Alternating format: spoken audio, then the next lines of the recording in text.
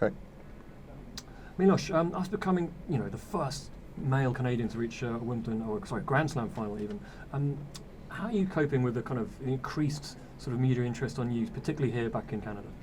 Well, I think it's always been there, and I think I've learned over time how to manage it better. Been doing this for a few years now, and it's been an honor to see the kind of appreciation and the kind of positive feedback it's garnered me. But at the same time, I'm very well aware of what I'm here for. I'm here to find ways to win matches and to try to win this tournament.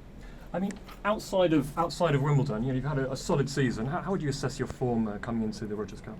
I think it's the best it's been. I think the most important thing is I've stayed healthy for a good amount of time now, and I've not only played well, but allowed myself to sort of build momentum, to build that sort of confidence without the doubt in the back of my mind, what's going to hurt today.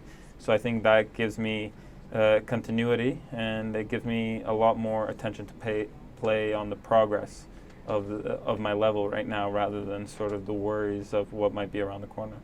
And what, in your opinion, do you think has been the biggest improvement in your game this year? I think I've become a lot more consistent. I think I've really had maybe one match where I would have said that was quite a poor performance in many aspects, but I've been consistent. I've been giving myself a lot of chances to win matches. I've been fighting.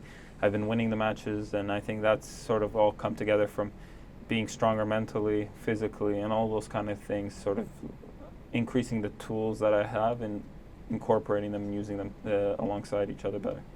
Looking at this event, the Rogers Cup, a historic tournament, a prestigious, Masters Series 1000 event, what does it mean to you, playing in front of home fans and, as a Toronto guy growing up, it's incredible to come here every 2 years, and it's the only tournament that I have any kind of childhood connection to. It's the only tournament I ever viewed as a spectator. And I remember from this venue and the old venue just down the street, I remember those childhood days. And I think there's a lot of sentimental aspect of reasons why I'd really want to win here. The man who sort of dominated 1000 Series events this year is here again, Novak Djokovic. A word about his form and what is it going to take to overcome him this week? Yeah, well, Novak's the best player in the world, and he's made that clear over the last little while, over the last many years actually. And you have to play your best tennis to have a chance to beat him, and then on top of that, you have to sort of take him out of his comfort zone. And I've been doing a few things while I've been coming in more, and all these kind of things that I think will help me. Obviously, you're known as a big server, a massive part of your game. I wonder if I could ask you who you consider some of the best servers out there, and what do you do on when you're receiving to kind of deal with those big servers?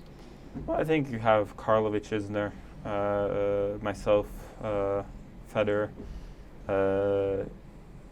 Kyrgios. I think these guys are amongst the group of really the best servers out there, and you have to deal with a lot of different things depending on who you're playing. Obviously, the ball comes from different angles from Karlovic and from Isner because of the height they're making contact at. But I think the most important thing is to make sure you're always going forward. I think if you sort of become a little bit complacent, staying back, and you let them play so much on their terms, it lets them get in too much of a groove, and obviously they can serve you off a court. Okay, cool. Here's the last kind of